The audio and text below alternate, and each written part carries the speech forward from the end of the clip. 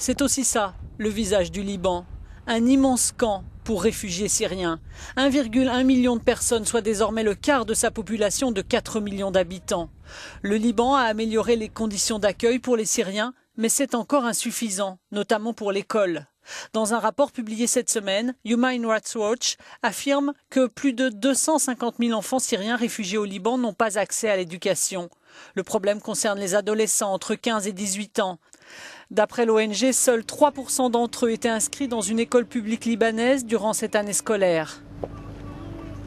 Saddam est l'un d'eux, abandonné au bord du chemin de l'école.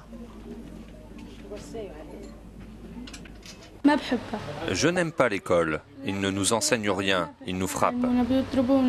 J'ai arrêté l'école il y a 7 mois. Je veux travailler, vivre, apporter de l'argent à ma famille et pour la maison. On veut manger. Je veux acheter un vélo et jouer au foot. En tête des problèmes, le coût de la scolarité. À cela s'ajoute le coût du transport, les intimidations, le harcèlement, les capacités d'accueil insuffisantes. Pour les enfants handicapés, la situation est pire. Les écoles publiques les rejettent, prétextant le manque de ressources pour les éduquer. Autre inquiétude pour de nombreuses familles syriennes sans papier. Lorsque leur permis de résidence a expiré, elles craignent d'envoyer leurs enfants à l'école par peur des arrestations.